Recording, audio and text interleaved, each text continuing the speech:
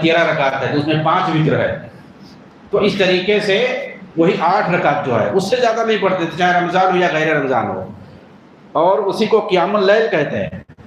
تو چاہے قیام اللیل آپ کہیں، چاہے تہجد کہیں، چاہے تراویح کہیں، سب ایک ہی چیز ہے۔ رات میں پڑھی جانے والی جو نماز ہے جو قیام اللیل کہتے ہیں، تراویح کو بھی ہم قیام اللیل کہتے ہیں۔ تو یہ 11 اور 13 ہے، یعنی اگر 11 پڑھ رہے ہیں تو 3 رکعت وتر کے ساتھ، اور 13 پڑھ رہے ہیں تو 5 رکعت وتر کے ساتھ، اور وہ حقیقت جو تراویح وہ 8 رکعت ہے۔ تو یہ تو صحیح حدیثوں سے ثابت ہے، نبی صلی اللہ علیہ وسلم کی جو سنت ہے۔ موطا کے اندر جو امام مالک کی لکھی ہوئی کتاب ہے موطا امام مالک، اس کے اندر جو صحیح سند سے ہے وہ یہی ہے کہ بعد میں اللہ کے رسول صلی اللہ علیہ وسلم نے چونکہ جماعت سے نہیں پڑھایا لوگوں کو، کچھ دن تک پڑھایا تھا، تو حضرت عمر رضی اللہ تعالیٰ عنہ نے دوبارہ جو ہے لوگوں سے کہا کہ ہم جماعت کے ساتھ پڑھتے ہیں، اور تمیم داری رضی اللہ تعالیٰ عنہ اور ایک صحابی اور ابی بن کعب، ان دونوں کو حکم دیا کہ آپ لوگ جو ہے لوگوں کو جماعت کے ساتھ نماز پڑھائیں 11 رکعت۔ یہ روایت صحیح ہے۔ اسی میں جو ہے ایک روایت آتی ہے جس میں 20 کا تذکرہ ہے، لیکن وہ صحیح نہیں ہے، وہ صحیح روایت نہیں ہے۔ لوگ مانتے ہیں تو ماننے سے کیا ہوتا ہے، بہت ساری چیزیں لوگ مانتے ہیں، لیکن جو صحیح ثابت ہوگا وہی پڑھی جائے گی۔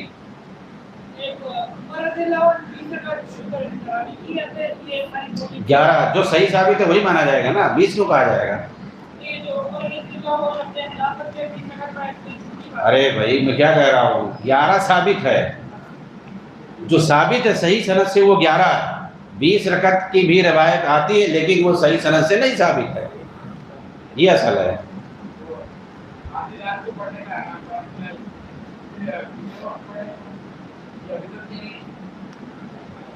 نہیں بدعت نہیں ہے، پوری سب لوگ عشاء کے بعد ہی پڑھتے ہیں۔ نبی صلی اللہ علیہ وسلم نے 3 بار پڑھی تھی تو وہ 3 مختلف اوقات میں پڑھی تھی۔ آپ یہ کہہ سکتے ہیں کہ فجر سے پہلے رات میں کبھی بھی پڑھ سکتے ہیں۔ ہاں اب یہ کہہ لیجئے کہ لوگ سہولت کی وجہ سے فوراً عشاء کے بعد پڑھ لیتے ہیں، اور عشاء کے بعد بھی وہ رات ہی ہے، رات ہی میں قیام اللیل رات ہی کو کہتے ہیں، تو عشاء کے بعد بھی پڑھ سکتے ہیں، رات میں مطلب کسی وقت بھی پڑھ سکتے ہیں۔ تو آپ کبھی بھی پڑھیں۔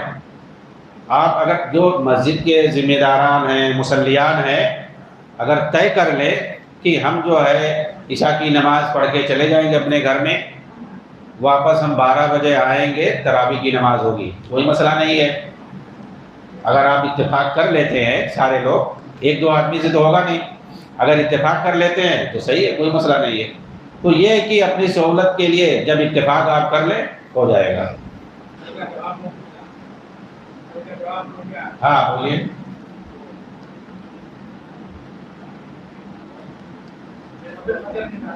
ہاں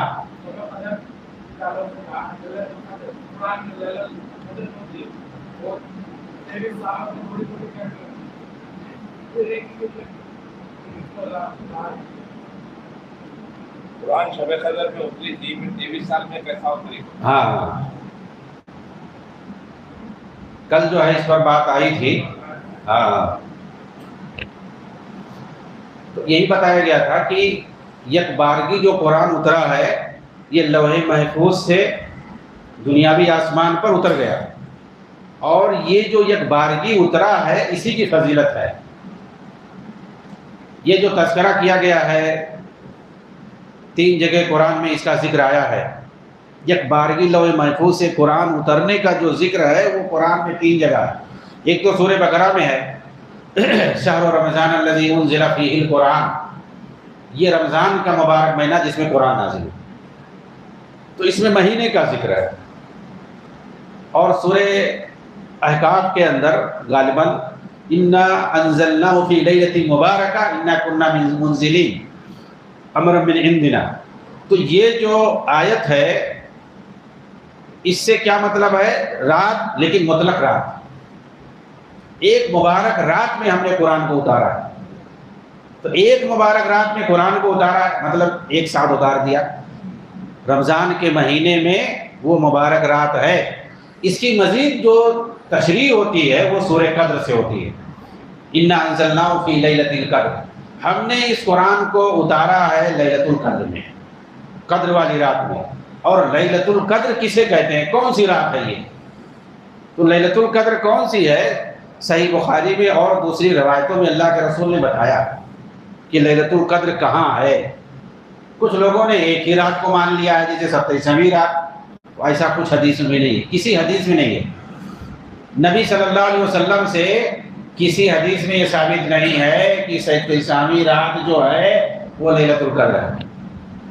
جو صحیح حدیثوں میں ہے بخاری وغیرہ کے اندر وہ یہی ہے کہ تلاش کرو آخری عشرے کی تاک راتوں میں، یہی ہے آخری عشرے کی تاک راتوں میں یہ رات ہے مبارک رات، اسی میں تلاش کرو. ہاں وہ تفصیل ہے لیکن اس میں حقیقت میں یہی ہے.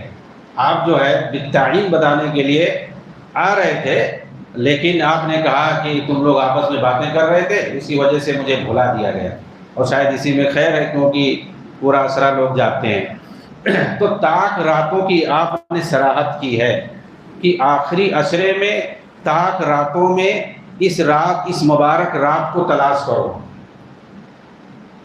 تو اس سے واضح ہو گیا کہ وہ مبارک رات کون سی ہے، لیلۃ القدر کب آئے گی.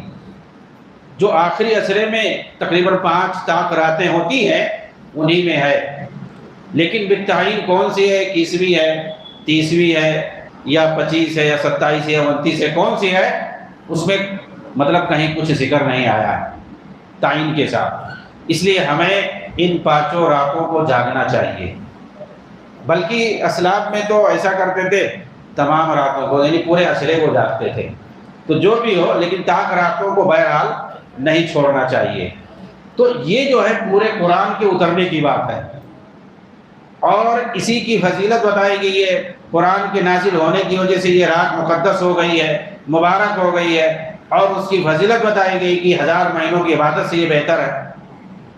اور میں یہاں پر یہ نقطہ بتانا چاہتا تھا کہ امت محمدیہ جو ہے اسی وجہ سے آپ دیکھیں گے یہ اجر و ثواب میں کیسے پچھلی امتوں سے بڑھ جائیں گے، انہی برکتوں کی وجہ سے.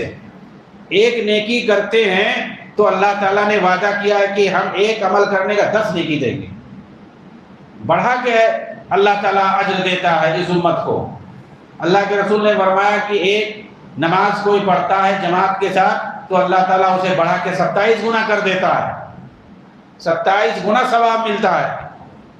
اور پہلے سے ہی 50 گنا جو ہے ثواب ہمیں مل رہا ہے، کیونکہ اللہ کے رسول پر پہلے اللہ تعالیٰ نے 50 وقت کی نماز فرض کی تھی، پھر اس کو تخفیف کر کے کم کرا کے 5 وقت کرا لیا. اب یہ 5 وقت جو پڑھ رہے ہیں اللہ کے رسول نے فرمایا کہ یہ 50 وقت کے برابر ثواب ہے. یعنی گویا ہم ایک وقت پڑھتے ہیں تو 50 گنا ثواب پہلے سے مل رہا ہے، اور ایک جماعت کے ساتھ پڑھتے ہیں تو 27 گنا پلس مل رہا ہے. اور یہ عام مساجد کی بات ہے. مدینہ کے اندر جو مسجد نبوی ہے وہاں پڑھنے کا ثواب بتایا گیا ہے 1000 گنا، 1000 گنا ثواب زیادہ ملتا ہے.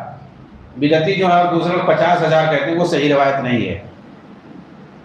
جو صحیح روایت ہے وہ 1000 کی روایت صحیح ہے کہ 1000 گنا زیادہ ثواب ملتا ہے مسجد نبوی کے اندر.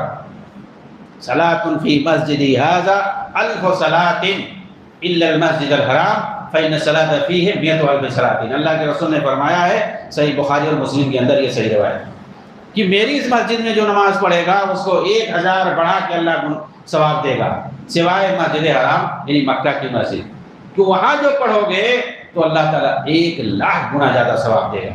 اتنا زیادہ ثواب ہے، 1,00,000 گنا.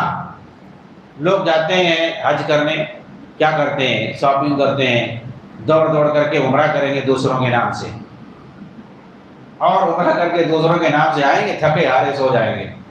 وہاں جا کر کے مسجد حرام میں، مکہ میں، مدینہ میں جو سب سے زیادہ نیکی کمانے کا ذریعہ ہے وہ نماز پڑھیں.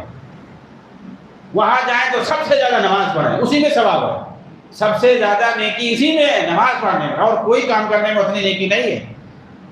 لوگ دوڑ دوڑ کے دوسری طرف سے عمرہ کریں گے اور تھک کھا کر کے جا کر کے سو جائیں گے، مشکل سے فرض نماز پڑھیں گے.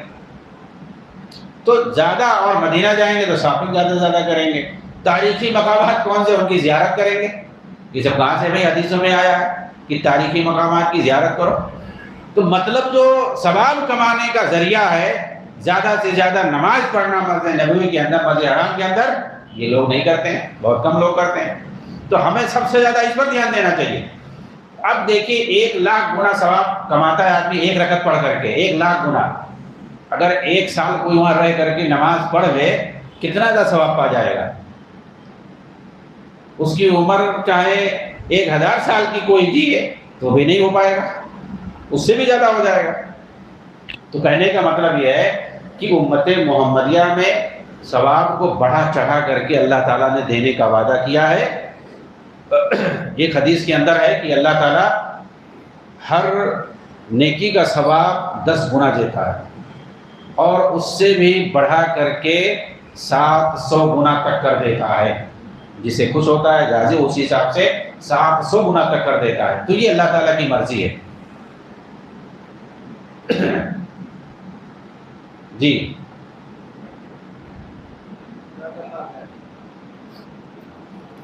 یہ جو کیا لکھا ہے آپ پڑھیں گے.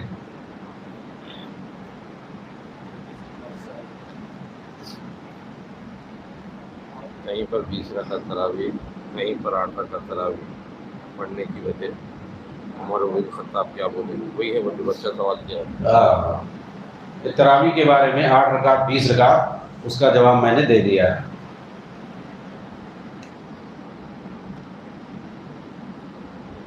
اشراق کی نماز اشراق کی نماز فجر پڑھنے کے بعد بیٹھیں یا پھر جانماز سے اٹھ کر پڑھ سکتے ہیں. جانماز سے اٹھ کے پڑھ سکتے ہیں. اشراق کی نماز چاہے فجر کی نماز کے بعد مسجد میں انتظار آدمی کرے یہ زیادہ بہتر ہے. لیکن اگر اٹھ کے چلے جاتا ہے پھر واپس آ کے پڑھتا ہے تو بھی کوئی حرج نہیں ہے. یعنی اشراق کا جو وقت ہے اس وقت میں اگر آدمی نماز پڑھتا ہے بس یہی ضروری ہے. اس درمیان میں گفتگو کر سکتے ہیں. کر سکتے ہیں آرام سے، کام بھی کر سکتے ہیں، گفتگو بھی کر سکتے ہیں، کوئی مسئلہ نہیں. وہی ہاں اور مدینے میں 20 رکعت ہوتی ہیں، سالوں سے ہو رہا ہے، اس کا کیا